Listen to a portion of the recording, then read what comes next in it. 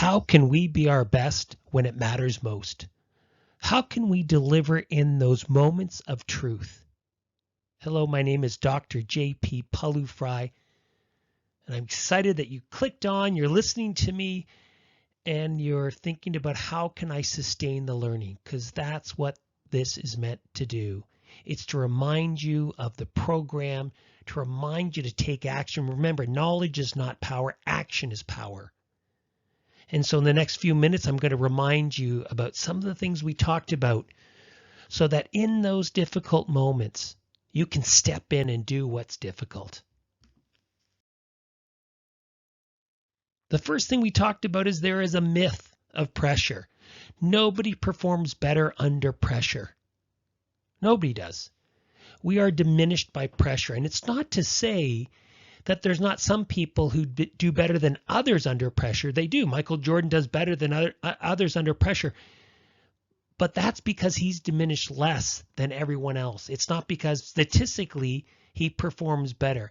Why is that important? It's important because we want you to know that when you walk into a pressure moment, you do not need to be perfect. You do not need to be better than you've ever been before.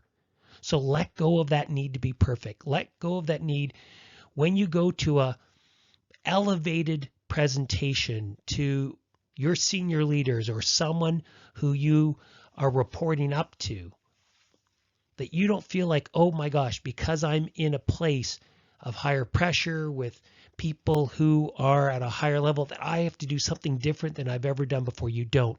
You have everything you need to be successful. So back yourself. Don't buy into the myth of pressure.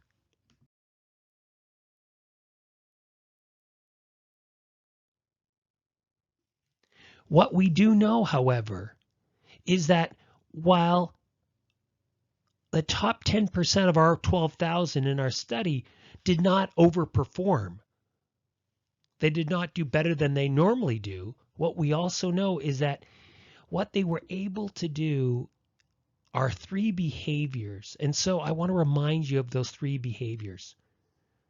Number 1, engage in difficult or last 8% conversations. What do we mean by that? Think about a difficult conversation you need to have.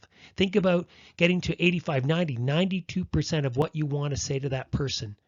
And then when you get to that last 8%, when we get to that last 8%, as opposed to approaching that last 8%, something happens. And what that something is that that person recognizes there are consequences now attached to what we are saying, to potentially their pay, their career, and they start to get triggered.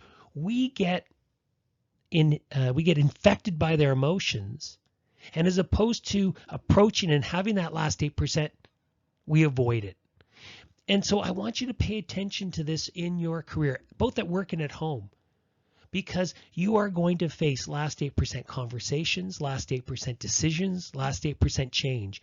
And to be a great leader, it's about stepping in, approaching, taking action on the last 8%. By the way, very soon we will be launching our Last 8% podcast. And this is a free way for you to listen to stories of others who have approached their last 8%, stories of people who have not approached and they've avoided their last 8%, and insight about how you can do this more effectively. We're so excited about this project. And in fact, there's going to be a second part to the project, not just listening to the podcast, but by being a listener, you will qualify is a funny word, but you will be able to sign up to be coached on having last 8% conversations, decisions, or change.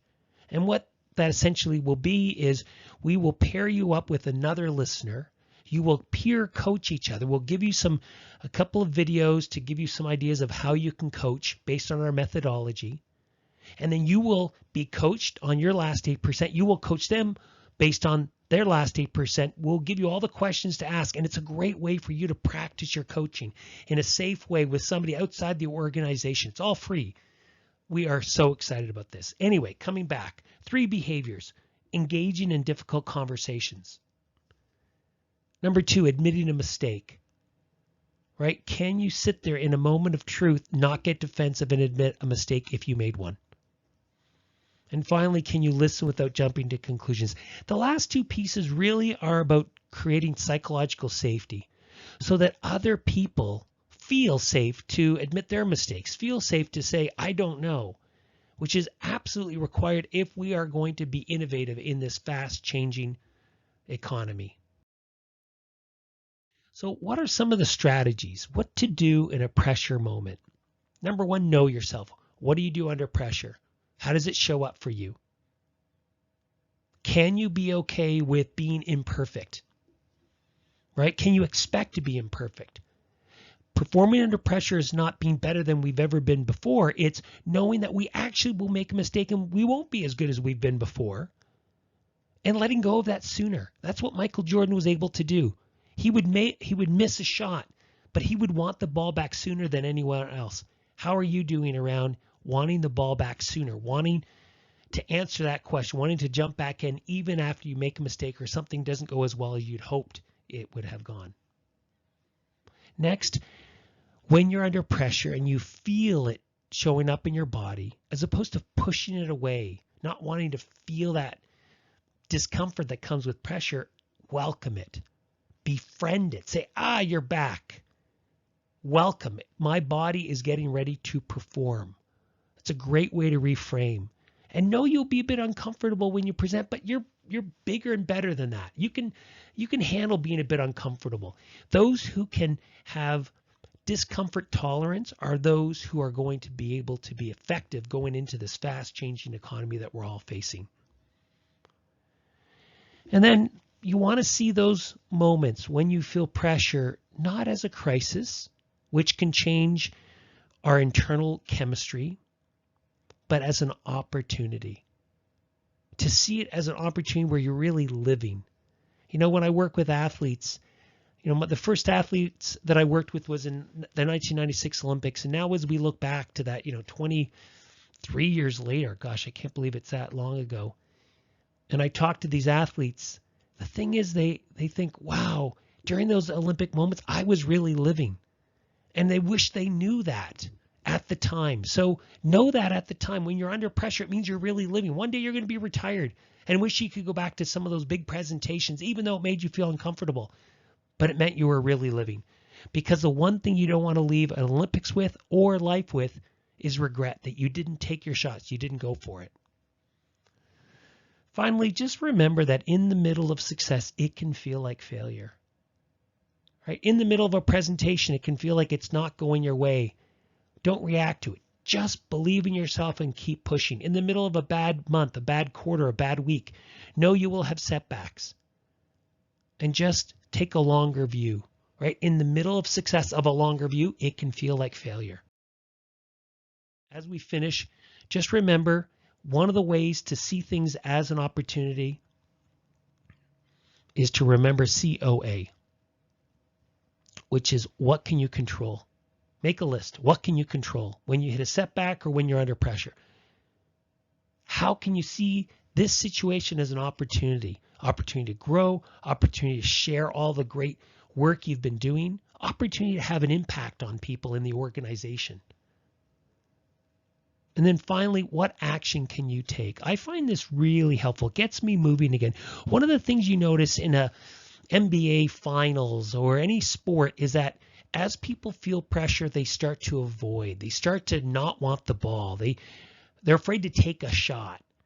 And this COA is one of the things that help us step in and walk towards pressure and want the ball and want the opportunity and want to leave, not with regret, but with taking our shots. So please connect with me on LinkedIn. I guess you already have, which is why you're getting this.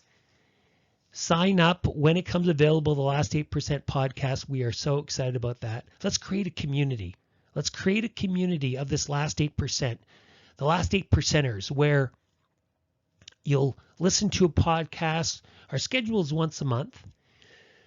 And then you can link up and connect with others and be coached on your last 8% and coach others on their last 8%. And let's build a community to really step forward with courage. Again, I don't want to wish you good luck in this upcoming year. I want to wish you two things: good preparation and good courage. Have a great day.